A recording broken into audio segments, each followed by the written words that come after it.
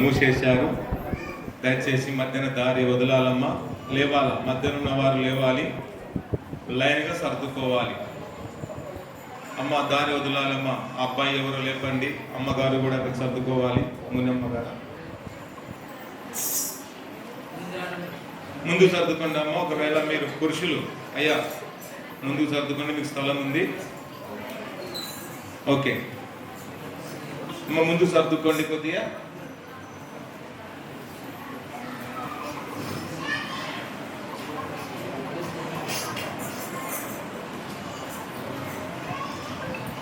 ఆమె దారి అమ్మగారు పేరేం పేరు జయమ్మ గారు సర్దుకోవాలి. ఎందుకంటే దారి వదలాలి, ఎందుకంటే అది లైన్లో ఎవరు కూర్చోకూడదు, దారి వదలాలి. ఓకే.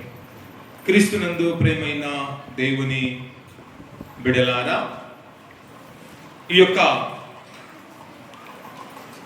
సమయంలో కొద్ది నిమిషాలు దేవుని వాక్యాన్ని మనము ధ్యానించుకుందాం. అంతకంటే ముందు ఈ యొక్క శ్రేష్టమైన సమయం, శ్రేష్టమైన జీవితం, శ్రేష్టమైన దినాన్ని ప్రసాదించిన ఆ దేవాది దేవునికి మొట్టమొదటిగా హృదయపూర్వకముగా ఎంతగానో కృతజ్ఞతాస్తుతులు చెల్లిస్తూ ఉన్నాం.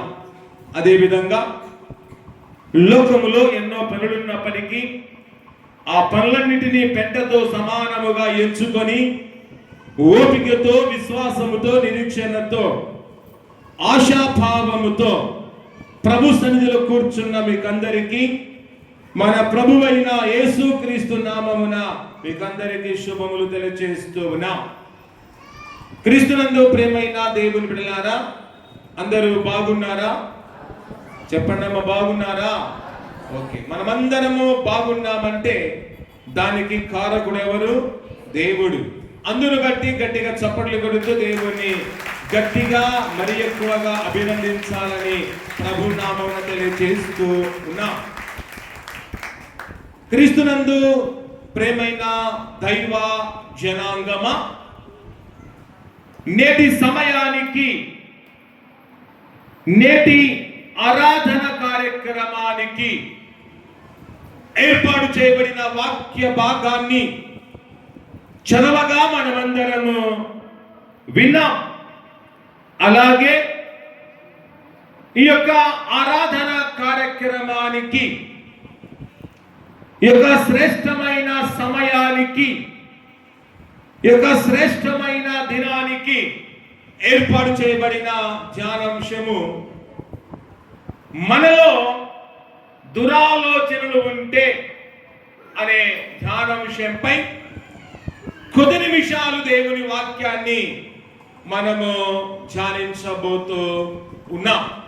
ఏ విషయంపై ధ్యానించబోతున్నామండి? మనలో దురాలోచనలు ఉంటే అనే ధ్యానాంశంపై మనము ధ్యానించబోతూ ఉన్నాం. చూడండి, మనలో దురాలోచనలు ఉంటే మనకు ఏమి సంభవిస్తూ ఉంది? మనలో దురాలోచనలు ఉంటే ఎలాంటి నష్టం వాటిల్లబోతూ ఉంది? మనలో దురాలోచనలు ఉంటే దేవుని ద్వారా ఎలాంటి వ్యతిరేకతను పొందుతాము అనే ధ్యానాంశంపై కొద్ది నిమిషాలు దేవుని వాక్యాన్ని మనము ధ్యానించుకుందాం. క్రీస్తునందు ప్రేమైన దేవుని ప్రజలారా, చూడండి, మనలో దురాలోచనలు ఉంటే మొట్టమొదటి గమనిద్దాం.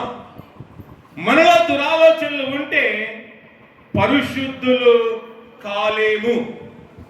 మనలో దురాలోచనలు ఉంటే ఏమి కాలేమంట? పరిశుద్ధులము కాలేము. కనుక నీలో, నాలో దురాలోచనలు అనేవి ఉంటే మనము ఎప్పటికీ, ఎన్నటికీ పరిశుద్ధులము కాలేము.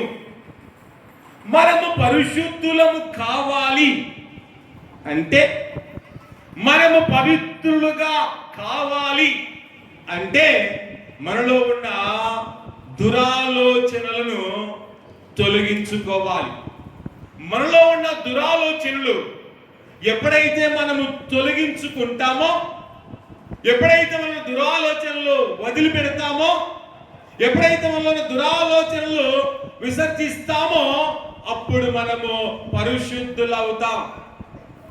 కానీ దురాలోచనలు, నాలో ఉన్న దురాలోచనలు నాలోనే ఉండాలి, నాలో దురాలోచనలు నాలోనే సజీవంగా ఉండాలి, నేను పరిశుద్ధులం కావాలి అంటే అది కానిపోని పని. కనుక నీలో నాలో ఉన్న దురాలోచనలు ఏ రోజైతే విడిచిపెడతామో అప్పుడే మనము పరిశుద్ధులుగా ఉంటామని దైవ గ్రంథములో చూస్తూ ఉన్నాం. చూడండి, మానవుల్లో ఉన్న దురాలోచనలు ఏమిటో చదవబడిన వాక్య భాగములో మనం చూస్తున్నాం. చదవండి. దురాలోచనలు, నరహత్యలు. చూడండి, దురాలోచనలు మొట్టమొదటి చూడండి, నరహత్యలు. నరహత్య కూడా ఒక దురాలోచననే. కనుక మానవులైన వారు నరహత్యలు చేస్తూ దురాలోచన గలవారు సమాజములో చాలా మంది ఉన్నారు. కనుక నరహత్య అనేది కూడా ఇది ఘోరమైన దురాలోచన. తర్వాత వ్యభిచారములు. చూడండి, వ్యభిచారము అనేది కూడా చెప్పాలి, ఇది ఒక దురాలోచన. కనుక చాలా మంది వ్యభిచారం అనే దురాలోచన కలిగి వ్యభిచారములో మగ్గిపోతూ, వ్యభిచారములోనే మునుగుతూ తేలుతూ దురాలోచనలు కలిగి జీవించేవారు సమాజములో కోకొల్లలుగా కనబడుతున్నారు. ప్రియనేస్తమా, వ్యభిచారం అనే దురాలోచన నీలో ఉన్నంత వరకు నువ్వు పరిశుద్ధులుగా, పరిశుద్ధురాలుగా నువ్వు మార్చబడలేవు. నీలో ఉన్న వ్యభిచారం అనేది ఎప్పుడైతే నువ్వు మానుకుంటావో, ఎప్పుడైతే వ్యభిచారాన్ని నీవు తృణీకరిస్తావో, ఎప్పుడైతే వ్యభిచారాన్ని నువ్వు విడిచిపెడతావో, ఎప్పుడైతే వ్యభిచారాన్ని నీవు వ్రేళ్లతో సహా పీకి వేసుకుంటావో అప్పుడే మనము పరిశుద్ధులుగా ఉంటాం, దేవునికి ప్రియమైన వారముగా ఉంటాం. కానీ నేను వ్యభిచారం చేస్తాను, వ్యభిచారం జరిగిస్తూనే ఉంటాను, నేను పాపం చేస్తూనే ఉంటాను, నేను పరిశుద్ధుడుగా ఉండాలి అంటే అది ఉండడానికి వీలు కానే కాదు.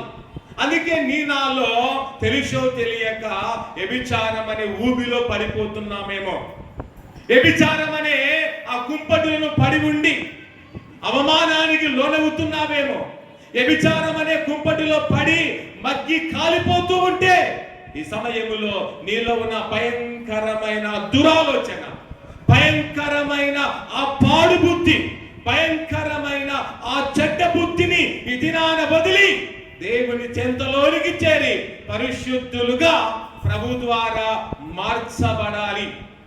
కనుక దేవుని యొక్క ఉద్దేశం సమాజంలో ఎక్కడ వ్యభిచారము జరగకూడదు. వ్యభిచారము జరగకూడదని దేవుడు చూడండి చక్కటి వివాహ బంధాన్ని ఏర్పాటు చేశాడు. కనుక చక్కటి వివాహ బంధాన్ని ఏర్పాటు చేసి నీ భార్య భర్తలిద్దరూ కూడా సంతోషంగా ఉండండి, ఒకరి పట్ల ఒకరు ప్రేమ కలిగి ఉండండి, ఒకరి పట్ల ఒకరు తృప్తి కలిగి ఉండండి, ఒకరి పట్ల ఒకరు కోరిక తీర్చుకోండి అని చక్కటి వివాహ బంధం దేవుడు ఏర్పాటు చేస్తే ఆ వివాహ బంధాన్ని పట్టించుకోనకుండా దేవుడు చేసిన వివాహ బంధాన్ని వదిలిపెట్టి, దేవుడిచ్చిన భర్తను వదిలిపెట్టి, దేవుడిచ్చిన భార్యను వదిలిపెట్టి చాలా మంది పరపురుషులు పరస్త్రీలతో వ్యభిచారం చేస్తూ లోకములో జీవిస్తూ ఉన్నారు. అది ఎంతవరకు న్యాయం, అది ఎంతవరకు కరెక్ట్ అంటే అది ఎప్పటికీ న్యాయము కాదు, అది ఎప్పటికీ కరెక్ట్ కాదు. కనుక ప్రియ దేవుని బిడ్డ, ఈ రోజు నుంచైనా నీలో నాలో ఉన్న భయంకరమైన దురాలోచన, వ్యభిచారమైన దురాలోచన ఉంటే ఈ దినాన్ని తొలగించుకొని దేవుని చెంతలోనికి చేరడమే మనకు బాధ్యము అని మనమందరము ఎరుగువారముగా ఉండాలి. తర్వాత చూడండి మరొక దురాలోచన ఏంటో చూడండి, వేశ్య గమనములు. చూడండి, ఇది కూడా ఒక భయంకరమైన దురాలోచననే. ఇలాంటి దురాలోచన మీలో ఉందేమో, ఈ దినాన ఆ దురాలోచన, దుష్టాలోచన ఈ దినాన మనము వదిలిపెట్టు వారముగా ఉండాలి. తర్వాత దొంగతనములు కూడా, ఇది కూడా భయంకరమైన దురాలోచన. కనుక దొంగతనం అనేది చాలా మంది చేస్తూనే ఉన్నారు. కనుక దొంగతనము చాలా మంది చేస్తూ తన స్వలాభము కొరకు దొంగతనములు చేయవారు, దోపిడీలు జరిగించేవారు సంఘములో, క్రైస్తవుల్లో చాలా మంది మనకు కనబడుతూ ఉన్నారు. కనుక దొంగతనం అనే దురాలోచన నీలో ఉందేమో. ఈ దొంగతనం అనేది నీలో ఉంటూ నిన్ను చూడండి వాడుకుంటూ ఉంటే, ఈ దొంగతనాన్ని ఈ దినాన మనము ఖచ్చితముగా వదిలిపెట్టు వారముగా ఉండాలి. దొంగతనము కూడా ఇది ఘోరమైన నేరము. దొంగతనము కూడా ఘోరమైన దుష్టత్వము. దొంగతనము కూడా ఘోరమైన దురాలోచన. దొంగతనము ఘోరమైన విధానము, వైఖరి. గనక ఈ దొంగతనాన్ని ఈ దినాన మనము వదిలిపెట్టు వారముగా ఉండాలి. సార్, నేను దొంగతనం చేయడమే లేదు అని మీరు అనుకోవచ్చు. ఏదో ఒక సమయంలో మీరు దొంగతనం చేస్తూనే ఉన్నారు. ఏ విధంగా దొంగతనం చేస్తున్నారు అనేది మనం ఆలోచిస్తే, మనము పొల పంటలకు వెళుతూ ఉన్నాం.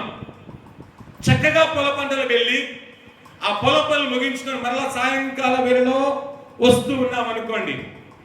వస్తూ ఉన్నప్పుడు పక్క చేను, ఒకవేళ ఆ యొక్క త్రోవ ప్రక్కల ఉన్న చేనులో వేరుశనగనో లేకపోతే సొద్ద కంకో లేకపోతే ఇంకేం చెప్పండి, తర్వాత కందె లేకపోతే మొక్కజొన్ననో లేకపోతే శనగలో వేసింటారనుకోండి, లేకపోతే గోంగూర ఉందనుకోండి. వస్తూ వస్తూ నీవు దాన్ని ఆశించి ఆ పొలములో నువ్వు ఏదైతే ఇంటికి తీసుకుని వస్తావో అదే గొప్ప దొంగతనము. నువ్వు వస్తూ ఉన్నావు, నువ్వు ఆశించి పొలములో, పక్కన పొలములో ఉన్న వాటిని ఆశించి ఏదైనా సరే నువ్వు తీసుకొచ్చుకున్నావంటే అది దొంగతనము కాదా? అవునా కాదండి? దొంగతనమే. పరులది ఏదైతే మనం ఆశించి తీసుకుంటామో అది ఖచ్చితంగా దొంగతనమే. కనుక పొలాల్లో మనము దొంగతనం చేస్తున్నామా లేదంటే చేస్తున్నాం అంటే తెలిసి చేస్తున్నామా తెలియక చేస్తున్నామా అనేది మనం ఆలోచించాలి. ఏమమ్మా పొలంలో ఉన్న కంది గుడలు ఎంచుకొచ్చుకున్నామంటే తినే వస్తువుగా తెచ్చుకున్నానులే, అదేమవుతుందిలే అనుకుంటాం. అది కూడా దొంగతనమే. అడిగి పొలం యజమాని అడిగి తెచ్చుకో, అది దొంగతనము కాదు. కానీ అడగకుండా నువ్వు ఏది తెచ్చుకున్నది ఘోరమైన దొంగతనమే. కనుక పొలాల్లో ఇలాంటి దొంగతనం, గోంగూర దొంగతనం, మిగతాది ఏదైనా దొంగతనం చేస్తూ ఉంటే ఆ దొంగతనాన్ని మానుకుందాం. ఆ దొంగతనము కూడా భయంకరమైన దురాలోచనే. ఈ దురాలోచన ఉన్న నాళ్ళు నువ్వు ఎన్ని రోజులు దేవుని సన్నిధికి వచ్చినా, ఎన్ని రోజులు వాక్యం విన్నా, నువ్వు పరిశుద్ధుడుగా ఉండలేవు, పరిశుద్ధురాలుగా ఉండలేవు. కనుక పక్కన వారిని, మన ఇంటి పక్కన వారిని ఏది ఆశించినా అది కూడా ఘోరమైన దొంగతనము. కనుక ప్రియ నేస్తమా, దొంగతనాలు చేస్తూ మనం దేవుడు చెప్పుకుంటున్నామేమో, దొంగతనాలు చేస్తూ నేను పరిశుద్ధులు చెప్పుకుంటున్నామేమో, ఇక నుంచి మానుకొని ఇక నుంచి మంచి ఆలోచన, మంచి వైఖరి, నిజాయితీగా నిర్భయముగా బ్రతకడం మనము నేర్చుకుని వారముగా ఉండాలి. తర్వాత దురాలోచన, అబద్ధ సాక్ష్యములు కూడా ఇది కూడా భయంకరమైన దురాలోచననే. ఒక వ్యక్తి మీద చాలా మంది అబద్ధ సాక్ష్యాలు పలుకుతూ ఉంటారు. పడని వారు, గిట్టని వారు. మనమంటే ఎవరికైతే పడకుంటుందో వారు ఏం చేస్తారంటే లేనిది ఉన్నట్టు, ఉన్నది లేనట్టు ఏం చేస్తారు తెలుసా? అబద్ధ సాక్ష్యాలు చెబుతూ ఉంటారు. అబద్ధ సాక్ష్యం చెప్పేవారు ఏమైనా వారు మంచివారా అంటే వారు కూడా దుష్ట స్వభావం గలవారే, వారు కూడా దురాలోచన గలవారుగా ఉన్నారు. ప్రేరేస్తామా? ఎవరైనా తప్పు చేయకపోయినా ఆ వ్యక్తి పలు తప్పు చేశారని చేయని నేరాన్ని మనం కూడా మోపుతూ అబద్ధ సాక్ష్యాలు పలుకుతుంటే ఈ దినాన మనం మానుకుందాం. అబద్ధ సాక్ష్యమైన దురాలోచన నీలో ఉన్న నాళ్ళు నీ జీవితము మారదు, నీ బుద్ధి మారదు, నీ నడక మారదు, నీ కుటుంబ స్థితిగతులు మారవు. అందుకే ఈ దినాన నీలో నాలో ఉన్న అబద్ధ సాక్ష్యాన్ని తొలగించుకొని నిజమైన సాక్ష్యం పలుకుదాం. అవునంటే అవును, కాదంటే కాదు అన్న రీతిగా ఉండాలి. కానీ అసత్యాన్ని చూడండి సత్యంగా మార్చడం, సత్యాన్ని అసత్యంగా మార్చే వైఖరిలో ఉన్నావా? ఈరోజు నీ జీవితాన్ని నువ్వు మార్చుకుంటే మంచిది. తర్వాత చదవండి, దేవదూషణలు. చూడండి, దేవదూషణ చేయడము కూడా ఇది భయంకరమైన దురాలోచననే. దైవదూషణ చాలా మంది చేస్తూ ఉంటారు. దైవదూషణ అనగా దేవుని దూషించుటయే. దేవుని చాలా సార్లు మనుషులమైన మనం దూషిస్తూ ఉన్నాం. దేవుడు నాకు అన్యాయం చేశాడని ఒక రకంగా దూషిస్తుంటాం. దేవుడు నాకు నిపం చేశాడని ఒక రకంగా దూషిస్తూ ఉంటాం. పక్కింటి వారిని దేవుడు ఆశీర్వదించాడు, నేను ఆశీర్వదించలేదని దేవునిపై మనము దూషణ చేస్తూ ఉంటాం. పక్కింటి వారికి అయితే ఆరోగ్యం ఇచ్చాడు, నాకు అనారోగ్యం ఇచ్చాడని దేవునిపై దైవ దూషణ చేసేవారుగా ఉంటున్నాం. అలాగే పక్కింటి వారు బాగా బతుకుతున్నారు, దేవుడే వారిని బాగా హెచ్చిస్తున్నాడు, నేను హెచ్చించడం లేదని ఈ విధంగా దేవునిపై దైవ దూషణ చేయడం కూడా ఇది ఘోరమైన నేరము, ఘోరమైన తప్పిదము, ఘోరమైన దురాలోచన. ఈ దురాలోచనలన్నీ కూడా ఎక్కడి నుండి పుడతాయంట? బయటి నుండా కాదు, హృదయములో నుండి ఇవన్నీ పుట్టును. ఇవన్నీ నీకు తెలియకుండా వస్తున్నాయా? ఈలో ఉన్న దురాలోచనలు తెలియకుండా వస్తున్నాయా, తెలిసి వస్తున్నాయా? అన్ని నీకు తెలిసే వస్తున్నాయి. నువ్వు ఆలోచన చేసేది ప్రతిదీ తెలిసే ఆలోచన చేస్తూ ఉన్నావు అంటే నీ జీవితము ఎలా ఉందో ఒకసారి ఆలోచించుకొని, ప్రియ సంగమా, ప్రియ బిడలారా, నీలో నాలో ఇలాంటి భయంకరమైన ఆలోచనలు, దేవునికి వ్యతిరేకమైన ఆలోచనలు, దేవునికి ఆపోజిట్ కరమైన ఆలోచనలు, ఈ దుర్మార్గపు దుష్టపు ఆలోచనలు ఉన్న నాళ్ళు దేవుని దగ్గర నువ్వు నేను పరిశుద్ధులుగా ఉండలేక అపవిత్రులుగానే కొట్టిమిట్టాడుతామని ఎరిగి వీటన్నిటి దినాన్ని తొలగించుకున్న రోజే మనమందరం ఆయన బిడగా, ఆయన కుమారుడుగా, కుమార్తెగా మనము పిలవబడుతామనే వాస్తవం ఈ దినాన మనము తెలుసుకున్న వారముగా ఉండాలి. తర్వాత రెండవ విషయం చూడండి, మనలో దురాలోచనలు ఉంటే వృద్ధి నొందలేము. రెండోది ఏంటంట, మనలో దురాలోచనలు ఉంటే ఏం నొందలేమంట? వృద్ధి అనేది, అభివృద్ధి అనేది నొందలేము. మేము చాలా కాలం నుండి దేవుని బిడ్డలమండి, చాలా కాలం నుండి దేవుని సందుకు వస్తున్నాం, చాలా కాలం నుండి దేవుని సహవాసములు ఉన్నాం, చాలా కాలం నుండి ఆయన బలలో పాల్గొంటున్నాం, చాలా కాలం నుండి ఆయన శరీరం తింటున్నాం, చాలా కాలం నుండి ఆయన రక్తం త్రాగుతున్నాం, చాలా కాలం నుండి సంఘములో సభ్యులమండి, చాలా కాలం నుండి పాటలు పాడుతున్నాం, చాలా కాలం నుండి వాక్యాన్ని వింటున్నాం అనుకుంటున్నావు. కానీ నీలో ఉన్న దురాలోచనలు మాత్రము మానుకోవడం లేదు. అలా మానుకోవడం లేదు కనుక ఎన్ని రోజులు దేవుని మందిరకు వస్తున్నా నీ జీవితంలో వృద్ధి అనేది, అభివృద్ధి అనేది కనబడము లేదు. అందుకే ఈ దినమున నీలో అభివృద్ధి కనబడాలి అంటే, ఈ దినములోనే వృద్ధి అనేది నీ జీవితంలో రావాలి, వృద్ధి నీ జీవితంలో ప్రవేశించాలి అంటే నీలో నాలో ఉన్న ఈ యొక్క పాడు ఆలోచనలన్నిటినీ ఈ దినాన మనము వదిలిపెట్టు వారముగా ఉండాలి. చూడండి, కీర్తనల గ్రంథము 28వ కీర్తన 3వ వచనము నుండి 5వ వచనం వరకు మనం చదువుకుందాం.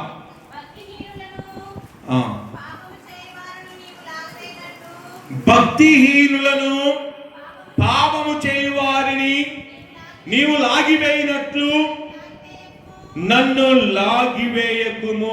చూడండి, ఇక్కడ కీర్తనడు మాట్లాడుతున్నాడు.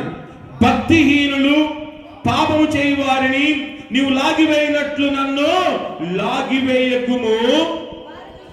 వారు దుష్టాలోచనలు హృదయములో ఉంచుకొని. చూడండి, ఇక్కడ భక్తిహీనులైన వారు, పాపం చేయవారు ఏ ఆలోచన హృదయంలో ఉంచుకున్నారంట? దుష్టాలోచనలు హృదయములో ఉంచుకున్నారు. దుష్ట ఆలోచనలు హృదయములో ఉంచుకొని వారు మనుషులతో ఎలా మాట్లాడతారంట? చూడండి, తమ పొరుగు వారితో సమాధానముగా మాట్లాడుతారు. భక్తిహీనులైన వారు, పాపం చేసేవారు తమ హృదయములో దుష్టాలోచనలు ఉంచుకొని, పాడు ఆలోచనలు ఉంచుకొని తమ పొరుగు వారిని ఎలా మాట్లాడతారంట? సమాధానముగా మాట్లాడతారంట. చాలా మంది ఇలాంటి వారు మన సంఘంలో లేరా అంటే ఉన్నారు. లోపల ఒకటి ఉంచుకుంటారు, బయటకు ఒకటి మాట్లాడతారు. హృదయములో ఒకటి, బయటికేమో మరొకటి మాట్లాడువారుగా ఉంటారు. హృదయములో కత్తులు ఉంచుకుంటారు, బయటికేమో తీపి మాటలు మాట్లాడేవారు చాలా మంది ఉన్నారు. లోపల ఒకటి ఉంచుకుని బయటకు ఒకటి మాట్లాడితే, అబ్బా ఇతను చాలా సమాధానకరంగా మాట్లాడుతున్నాడు, ఇతను చాలా మంచిగా మాట్లాడుతున్నాడు నమ్మితే మనకు మనమే మోసము చేసుకున్నట్టు. కనుక ఎవరు ఎలాంటి వారో ఒక్కసారి ఆలోచించి తెలుసుకొని మాట్లాడుతున్నప్పుడు మనము గమనించాలి. కనుక ప్రియ నేస్తమా, చాలా మంది హృదయంలో ఒకటి ఉంచుకొని మనతో సమాధానంగా మాట్లాడుతున్నారని వారితో ఏకీభవించి నడిచావనుకో, వారు నిన్ను కూడా ఏదో ఒకసారి కీడును నెట్టివేస్తారు, ప్రమాదం నెట్టివేస్తారు, నిన్ను నాశనం చేస్తారు. గనుక ఎవరితో మనము ఎంతవరకు ఉండాలో అంతవరకే ఉండాలి, ఎవరితో ఎంతవరకు మాట్లాడాలో అంతవరకే మాట్లాడాలి, ఎవరితో ఎంతవరకు స్నేహం చేయాలో అంతవరకే చేయాలి, ఎవరితో ఎంతవరకు కాలం గడపాలో అంతవరకే గడపాలి. కానీ అంతకు మించి ఓవర్ చేస్తే నీ జీవితం నా జీవితంలో నష్టము కలగక తప్పదు. నమ్మిన వారే మనం మోసము చేయక తప్పదనే వాస్తవాన్ని మనము తెలుసుకోవాలి. తర్వాత చదవండి, వారి క్రియలను బట్టి, వారి దుష్టక్రియలను బట్టి వారికి ప్రతీకారము చేయము. దేవా, వారి క్రియను బట్టి, వారి దుష్టక్రియలను బట్టి వారికి ప్రతీకారము చేయమని దేవాది దేవుని కీర్తనకారుడు వేడుకుంటున్నాడు. తర్వాత వారు చేసిన పనిని బట్టి వారికి ప్రతీకారము చేయము, వారికి తగిన ప్రతిఫలమిమ్ము. దేవా, వారే పనైతే చేశారు వారి పనిని బట్టి వారి ప్రతీకారము చేయము, వారికి తగిన ప్రతిఫలమిమ్ము. వారు చేసే ప్రతి పనికి ఒక ప్రతిఫలమిమ్ము, వారు చేసే ప్రతి తప్పిదానికి ఒక ప్రతిఫలమిమ్ము అని కీర్తనకారుడు దేవుని వేడుకుంటూ ఉన్నాడు. తర్వాత 5వ వచనం అంటాడు, యెహోవా కార్యములను వారు లక్ష్య పెట్టారు. ఎవరంట? భక్తిహీనులైన వారు, పాపము చేసేవారు, దుష్ట తలంపులు గలవారు, దురాలోచనలు గలవారు యెహోవా కార్యములను వారు లక్ష్య పెట్టరు. తర్వాత ఆయన హస్తకృత్యములను వారు లక్ష్య పెట్టరు. కావున ఆయన వారిని వృద్ధిపరచక నిర్మూలము చేయును. ఏం చేస్తున్నాడు? వారిని వృద్ధిపరచకుండా నిర్మూలన చేస్తున్నాడు. ఎవరిని? భక్తిహీనులైన వారిని, పాపం చేసే వారిని, దురాలోచన కలిగిన వారందరినీ దేవుడు వృద్ధిపరచకుండా నిర్మూలన చేస్తున్నాడు, అంతమొందిస్తూ ఉన్నాడు. అందుకే దేవుడు అంతమొందించక ముందే, మనల్ని నిర్మూలము చేయక ముందే ఈ దినాన నీలో నాలో ఉన్న ఈ దుష్ట ఆత్మను, దుష్ట తలంపులను, దుష్ట వైఖరి, పాప వైఖరి తొలగించుకుంటే మంచిది. తొలగించుకొనకపోయామనుకో నీ కర్మ అదే, నీ పతనము అదే, నీ నాశనము అదే, నీ అంతము అని నీవు నేను ఎరిగి జీవించు వారముగా ఉండాలి. నా ఆలోచన నా ఇష్టం అనుకుంటే పొరపాటే. నా ఆలోచనలు నేను ఎలా ఆలోచిస్తాననుకుంటే నీకు నీవే పాపములో పడిపోతావు అని ఎరిగి దేవుని ఎడల మనము భయము కలిగి జీవిద్దాం. దేవుని ఎడల భక్తి కలిగి జీవితం, భక్తి లేని పరితగించిన జీవితంలో నువ్వున్నావా? భయము లేని వ్యక్తిగా జీవిస్తూ ఉంటే ఇది నాన్న భయము కలిగి నీలో నాలో ఏ మూలకైనా, నా శరీరంలో ఏ మూలకైనా దురాలోచన ఉందేమో, నీ ఇంటిలో ఏ మూలకైనా దురాలోచన దాగి ఉంటే ఇది నానా మనమందరం వ్రేళ్లతో సహా పెరిగి వేసి దేవుని చెంతల్లో మనము పరిశుద్ధులుగా నీతిమంతులుగా మారి ఆయన ద్వారా మనము మన కుటుంబము వృద్ధిలోనికి నడిపించుకుని వారముగా ఉండాలి.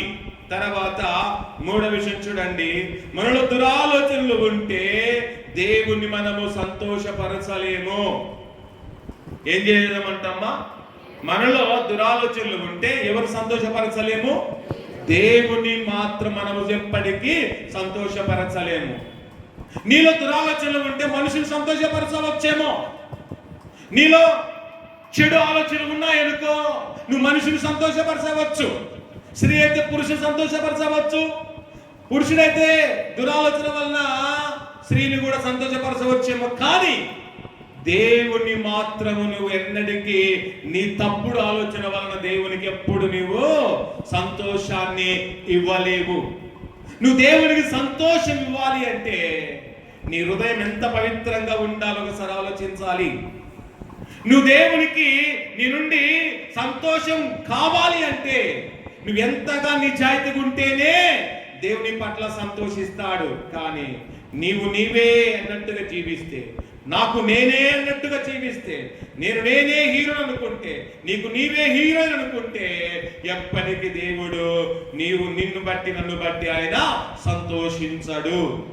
కనుక ప్రియ దేవుని బిడ్డలారా, ఏ రోజైనా దేవునికి మనము సంతోషాన్నిచ్చామా అని ఆలోచిస్తే ఎక్కడ కూడా దేవునికి సంతోషం ఇవ్వలేకపోతున్నాం. ఎక్కడ కూడా ఆయనకు సంతోషం ఇవ్వలేని అవివేకులుగా, దుర్మార్గులుగా, దుష్టులుగా, దుష్టురాములుగానే మనం జీవిస్తూ ఉన్నాం. ఇలా ఈ రోజు అలాంటి జీవితాన్ని ఇది ఖచ్చితంగా వదిలిపెట్టి మనం దేవునికి సంతోషాన్ని ఇచ్చువారముగా ఉండాలి. చూడండి, ఎవరి పట్ల దేవుడు సంతోషిస్తున్నాడు అనేది మనం చూస్తే హెస్కేలు గ్రంథము 18వ అధ్యాయము 23వ వచనాన్ని గమనిస్తే అక్కడ చూడు, దేవుడు ఎవరి యందు సంతోషిస్తున్నాడు, ఎవరి యందు ఆయన ఆనందిస్తాను అని చెబుతూ ఉన్నాడో అక్కడ మనం చూస్తున్నాం. హెస్కేలు గ్రంథం 18వ అధ్యాయం 23వ వచనాన్ని మనం చదువుకుందాం. చదవాలి.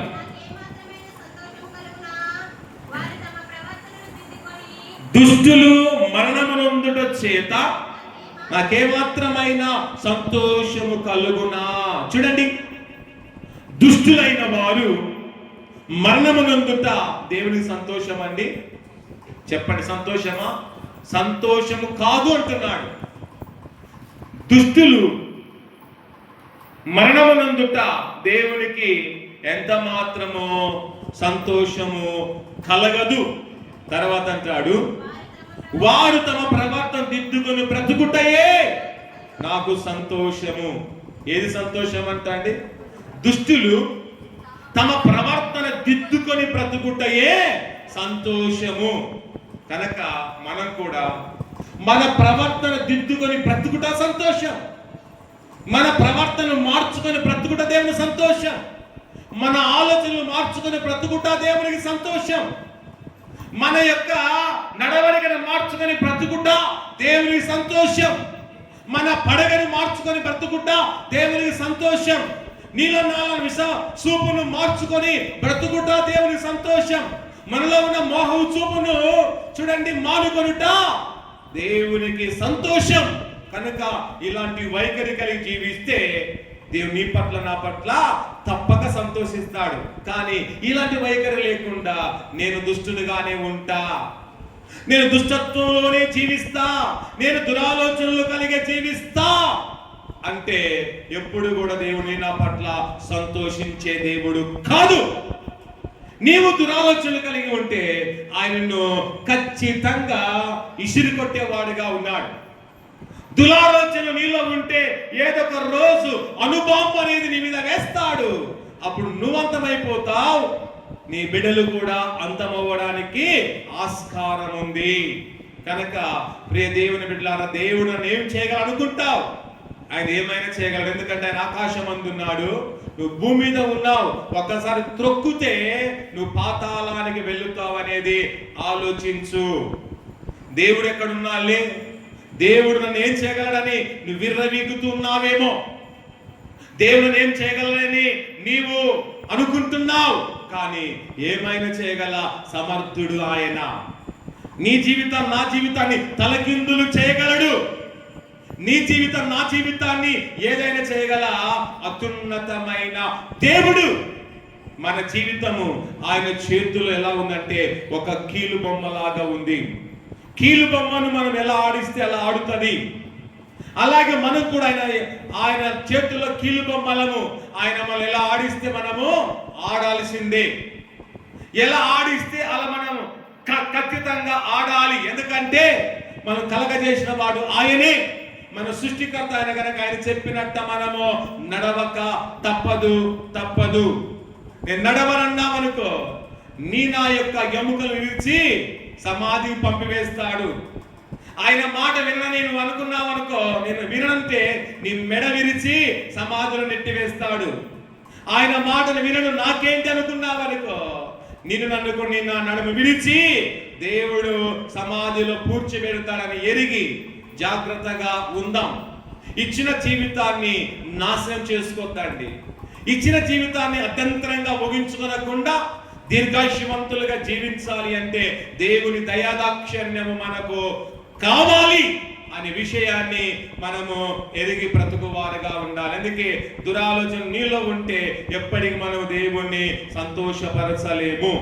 తర్వాత 4వ విషయం చూడండి, దురాలోచన మనలో ఉంటే దేవునికి మనం దూరం అవుతాం.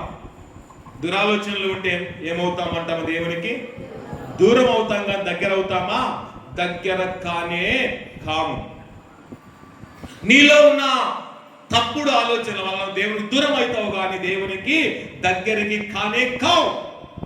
నువ్వు దగ్గరగా దేవునికి కావాలి అంటే నీలో ఉన్న లోకపు సంబంధమైన ఆలోచనలు మానుకుంటే నువ్వు దేవునికి సమీపంలోకి వెళుతావు, దగ్గరలోనికి వెళుతావు. నీలో లోకపరమైన ఉంటే నేను దేవునికి దూరం అయిపోతామనేది అనే విషయాన్ని మనమందరము తెలుసుకోవాలి. దైవ గ్రంథములో చాలా మంది దురాలోచన వలన, దుష్ట తలంపుల వలన, దుష్ట నిర్ణయాల వలన, దుష్ట విధానాల వలన చాలా మంది దేవునికి దూరం అయిపోయిన వారు చాలా మంది ఉన్నారు. వారిలో ఒకరిని మనం జ్ఞాపకం చేసుకున్నట్లయితే చూడండి, కయ్యూనును మనం చూస్తూ ఉన్నాం. కయ్యూనులో ఉన్న భయంకరమైన దురాలోచన ఏమిటంటే నరహత్య అనే దురాలోచన కలిగిన వాడిగా ఉన్నాడు. ఏ హత్య అంట? నరహత్య అనే దురాలోచన కలిగి తన తమ్ముడైన ఏబేలును ఏం చేశాడు? అంతమొందించిన వాడుగా ఉన్నాడు. తనలో ఉన్న నరహత్య అనే దురాలోచన వలన తన సొంత తమ్ముడైన చూడండి ఏబేలును అతడు అంతమొందించడం ద్వారా దేవుడు కయ్యూను వదిలిపెట్టాడండి?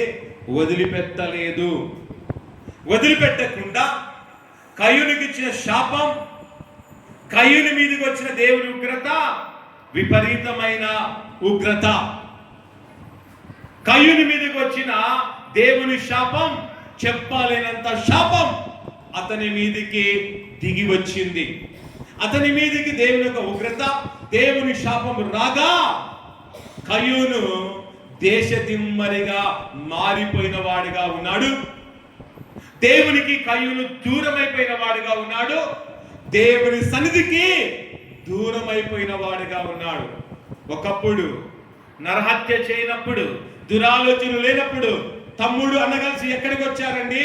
దేవుని సన్నిధికి వచ్చారు లేదండి? కలిసి మెలిసి దేవుని సన్నిధికి వచ్చారు. కానీ ఎప్పుడైతే దురాలోచన ప్రారంభమైందో, నరహత్య అనేది ఎప్పుడైతే తన తమ్ముని చేయాలనుకున్నాడో ఆ సమయంలో అతడు దేవునికి దూరం అయిపోయాడు. దేవుని సన్నిధికి దూరం అయిపోయాడు. చివరికి దేశదిమ్మరిగా మారిపోయిన విధానాన్ని దైవ గ్రంథములో మనం చూస్తూ ఉన్నాం. చూడండి, ఆదికాండము 4వ అధ్యాయం 14వ వచనాన్ని చదువుకుందాం. ఇక్కడ కయ్యూనే స్వతహాగా మాట్లాడుతున్నాడు. చెప్పండి, చదవండి, మరొకసారి చదవండి. నా దోష శిక్ష భరించలేనంత గొప్పది. చదువు. నేడు ఈ ప్రదేశము నుండి నన్ను ఎల్లగొట్టితివి. చూడండి, దేవుడు తన యొక్క ప్రదేశములో నుండి ఏం చేశాడంట? కయ్యూనును దేవుడు వెళ్ళగొట్టిన వాడిగా ఉన్నాడు. దేవుడు అతను వెళ్ళగొట్టిన దాన్ని గ్రహించి అంటున్నాడు ఇక్కడ కయ్యూనే మాట్లాడు, నేడు ఈ ప్రదేశం నన్ను వెళ్ళగొట్టిదివి, నీ సన్నిధికి రాకుండా వెలివేయబడి దిగులు పడుచు భూమి మీద దేశ దిమ్మరనై ఉందును. చూడండి, అతడు చేసిన ఆ దురాలోచనల వలన, అతడు చేసిన ఘోరమైన హత్య వలన, నరహత్య వలన, చూడండి, దేవునికి దూరం అయిపోయాడు, దేవుని సన్నిధికి దూరం అయిపోయాడు. చివరికి అతడు ఏమైపోయాడంటమ్మా? దిగులు పడి భూమి మీద దేశ దిమ్మరిగా మారిపోయిన వాడిగా ఉన్నాడు. కనుక ప్రియ దేవుని బిడ్డ, ఒకవేళ కయ్యూనులాగా దురాలోచనలు నీలో ఉన్నాయేమో, నువ్వు దేవుని సన్నిధికి వస్తూ కూడా దురాలోచన నీలో ఉంటే కయ్యూనుకు పట్టిన గతి నీకు నాకు పట్టక తప్పదు. కయ్యూనును తన సన్నిధిలో వెలివేసిన దేవుడు, తన దగ్గర నుండి దూరం చేసిన దేవుడు, మనల్ని కూడా దేవుడు ఏదో ఒకరు దూరం చేస్తే, దేవుని సన్నిధి నుండి దూరం చేస్తే మనం కూడా దేశ దిమ్మలుగా మారిపోతాము, పనికి మాల వారిగా మారిపోతాము, శాపగ్రస్తులుగా మారిపోతాము. అలా మారక ముందే నీలో ఉన్న కుట్ర ఏదైనా సరే తొలగించుకో. నీలో కీడు స్వభావం ఉందా? తొలగించుకో. పాపపు స్వభావం ఉందా? తొలగించుకో. దురాలోచన ఏదైనా నీలో దాగి ఉందా? తొలగించుకుంటే క్షేమం. తొలగించుకొనకపోయావనుకో, నీ కనబడుతున్నాడు కదా, కయ్యూనుకి ఏ స్థితి కలిగిందో అదే స్థితి నీకు నాకు రాక తప్పదు. కయ్యూనుకి ఇచ్చు దేవుడు శాపాన్ని మనకివ్వడానికి కూడా సిద్ధంగా ఉన్నాడు. దేవుని దృష్టిలో అందరూ సమానమే. కయ్యూనైన దేవుని దృష్టిలో సమానమే. నేనైనా నువ్వైనా దేవునికి సమానమే.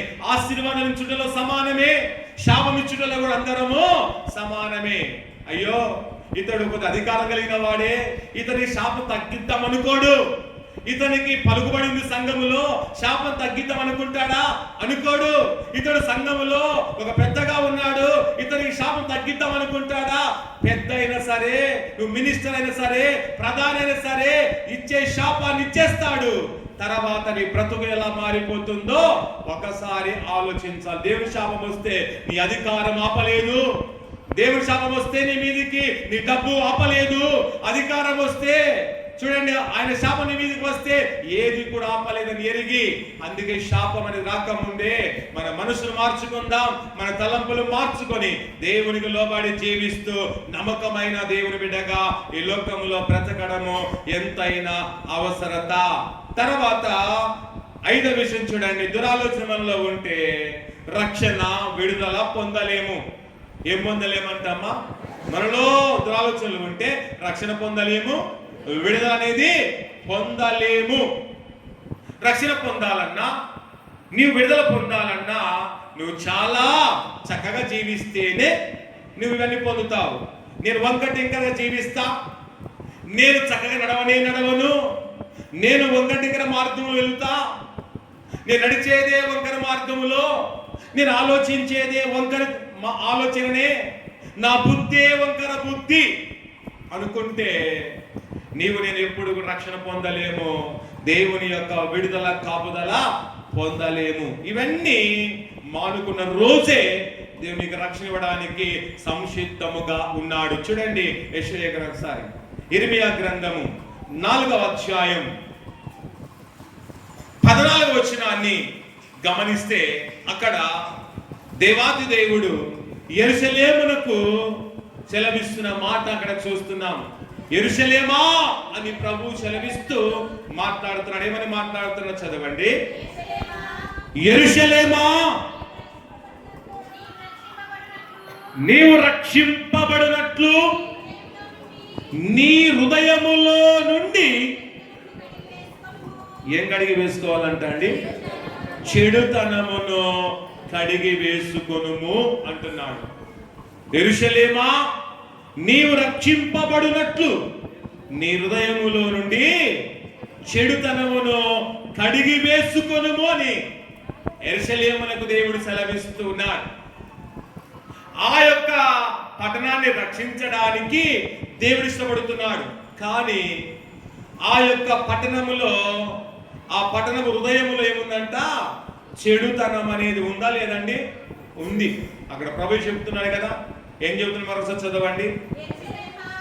యెరూషలేమా, నీవు రక్షింపబడినట్లు నీ హృదయములో నుండి చెడుతనమును కడిగి వేసుకొను. అంటే యెరూషలేము హృదయములో ఏముందంట? చెడుతనం అనేది ఉంది. నేనేమో యెరూషలేమును రక్షించాలనుకుంటున్నాను, కానీ యెరూషలేమా, నీ హృదయములో చెడుతనం అనేది ఉంది కనుక దాన్ని నీవు కడిగి వేసుకుంటే, ఆ చెడుతనాన్ని వదిలిపెడితే, ఆ చెడుతనాన్ని నువ్వు తీసివేసుకుంటే రక్షిస్తా. తీసివేసుకొనకపోతే నేను రక్షించలేను, నువ్వే నాశనం అయిపోతావని ఆ పట్టణానికి దేవుడు హెచ్చరిస్తున్నాడు. ఈ రోజు కూడా మనకు కూడా అదే హెచ్చరిక. నా బిడ్డ, నీలో చెడుతనం ఉంది, నీలో నీ హృదయంలో చెడుతనం దాగి ఉంది. ఆ చెడుతనాన్ని తీసివేసుకుంటే రక్షిస్తా. తీసుకోవేసుకోకపోయావో నీ కర్మ నీవే నాశనం అయిపోతావని దేవుడు హెచ్చరిస్తూ ఉండగా, ఈ రోజు ఒకవేళ నీలో నాలో నీ నా హృదయంలో చెడుతనం అనేది ఏదైనా ఉంటే ఇది నాన్న కడిగి వేసుకుందాం.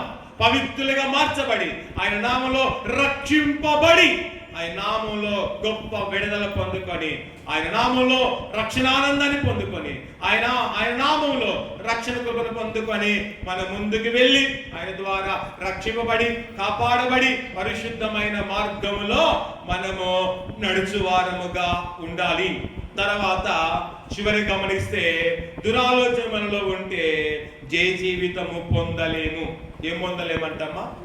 జయ జీవితం అనేది ఎన్నటికీ పొందలేం. జయ జీవితం పొందాలి అంటే మనలో ఉన్న లోకపరమైన ఆశలన్నిటినీ వదిలివేస్తేనే జయ జీవితం. కానీ ఇవన్నీ చేస్తాను, నాకు జయ జీవితం కావాలి అంటే ఎన్నటికీ రాదు అనే వాస్తవాన్ని ఈ దినాన మనకు ప్రభువు స్పష్టముగా తెలియచేస్తూ ఉన్నాడు. జయ జీవితం కావాలి అంటే నీలో ఉన్న కోరికలు కొన్ని వదిలిపెట్టాలి. నాకు జయ జీవితం వద్దులే అనుకుంటే నీ కోరిక నీలో కొనసాగిస్తే పర్వాలేదు.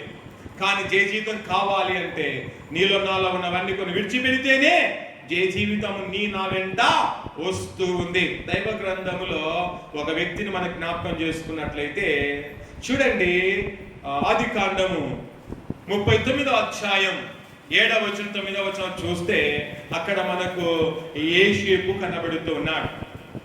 యేషేపు అనగా అర్థం ఏంటంటే ఫలించడి కొమ్మ లేదా అభివృద్ధి. యేషేపు యొక్క జీవిత చరిత్ర మనకందరికీ తెలుసు కనుక యేషేపునకు ఒక అవకాశం వచ్చింది. ఏం అవకాశం అంటే పాపము చేసే అవకాశము వచ్చింది. ఏమొచ్చిందమ్మా? పాపము చేసే అవకాశము వచ్చింది. తన యజమాని భార్య తనతో శయనించమని ఎంతగానో బతుమాలుతూ ఉంది. తన యజమాని భార్య నాతో కూడుము, నాతో కలువుము అని ఎంతగా ప్రేరేపిస్తూ ఉన్నా, ఎంతగా బతుమాలుతున్నా ఆ ఘోరమైన తప్పిదానికి ఒప్పుకున్నాడని యేషేపు ఒప్పుకోలేదు. ఒప్పుకొనక ఆ యొక్క జారత్వములో నుండి, ఆ పాపములో నుండి అతడు పారిపోయి చూడండి, తన యొక్క పవిత్ర జీవితాన్ని, తన పరిశుద్ధ జీవితాన్ని, తన పరిశుద్ధ సాక్ష్య జీవితాన్ని కాపాడుకున్నాడు. అలా కాపాడుకునడం ద్వారా అతనికి దేవుడు ఏ జీవితాన్ని ఇచ్చాడంటండి? జయ జీవితాన్ని ఇచ్చాడు. ఇదే నాకు అవకాశం, నా యజమాని భార్యను కూడి ఉంటే అతనికి జయ జీవితం వచ్చేది కానే కాదు.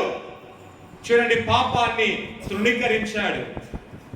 పాపాన్ని వదిలిపెట్టి పారిపోవడం ద్వారా దేవుడు అతనిలో ఉన్న నిజాయితీని, అతనిలో ఉన్న పరిశుద్ధ జీవితాన్ని బట్టి, అతనిలో ఉన్న నిష్ఠ జీవితాన్ని బట్టి దేవుడు అతన్ని అంచెలంచెలుగా హెచ్చించి, చూడండి, ఆయన ఐగుప్తు దేశంలోనే దేవుడు అతను ఒక ప్రధానిగా నిలబెట్టిన విధానాన్ని మనం చూస్తూ ఉన్నాం. కానీ మనం ఎలా ఉన్నాం? పాపం చేసే అవకాశం మనకు వచ్చిందనుకో, మనం ఊరుకుంటామా?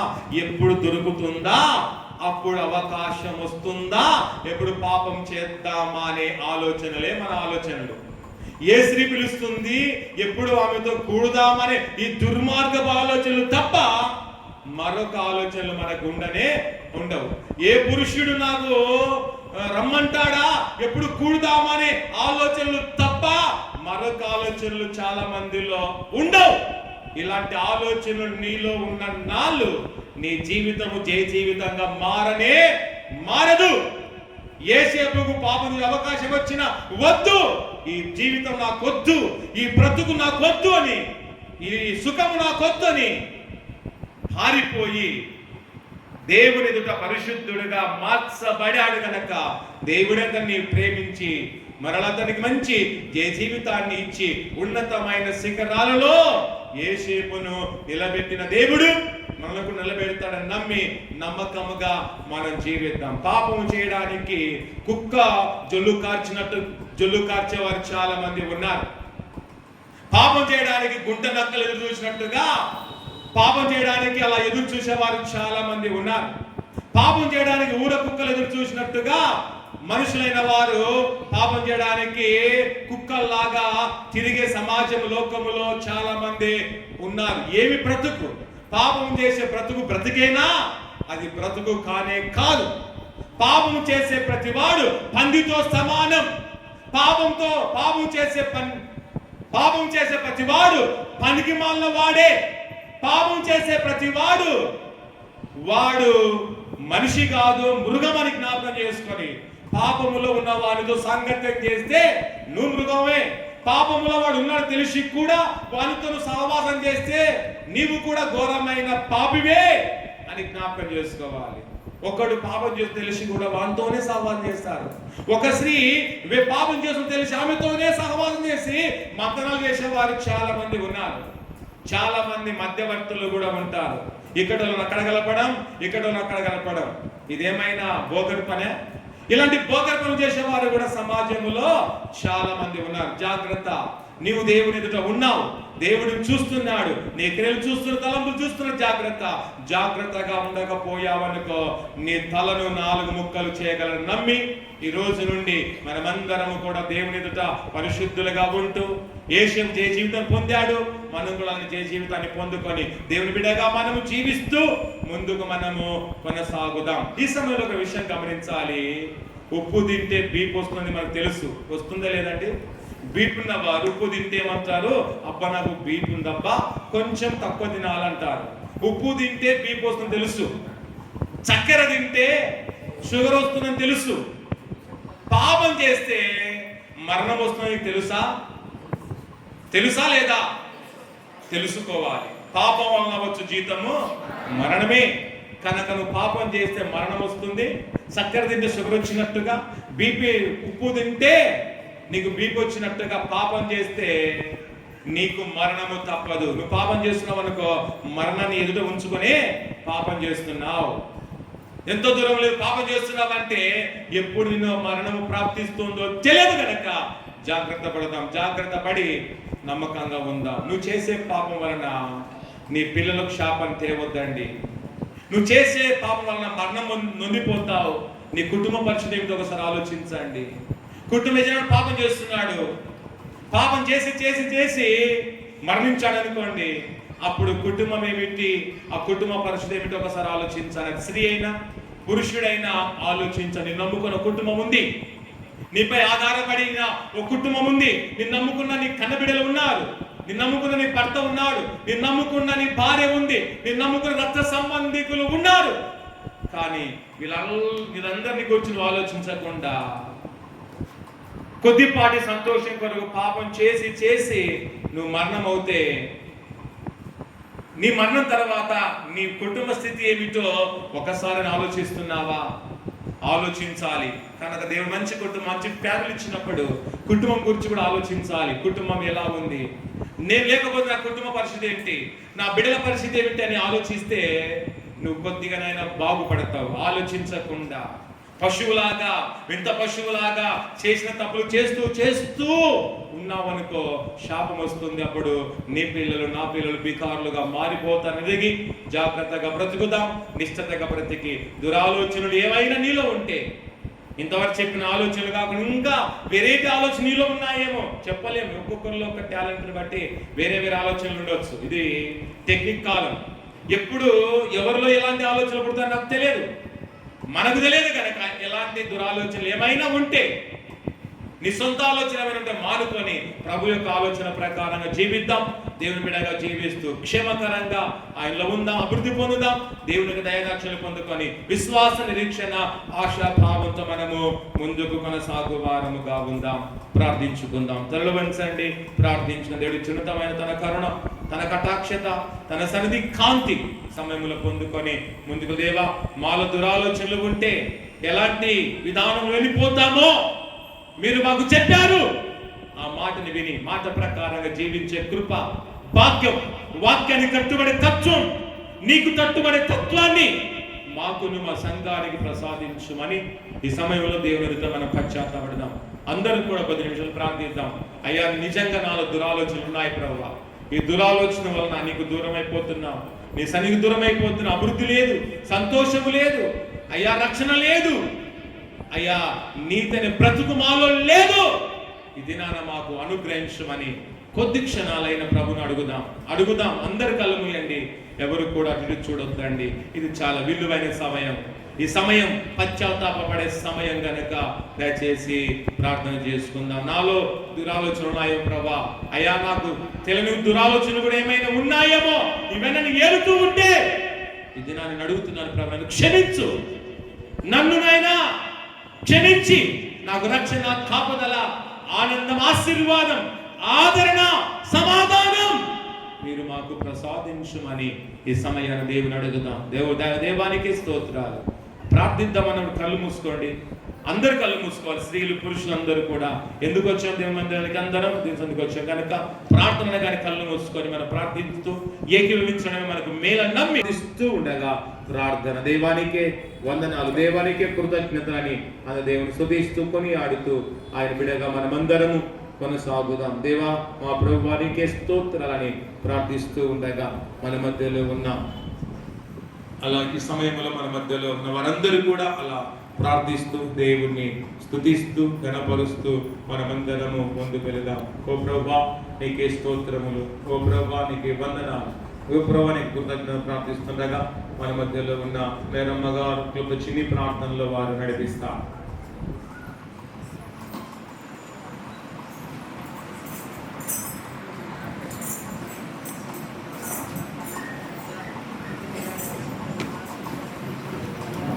మైక్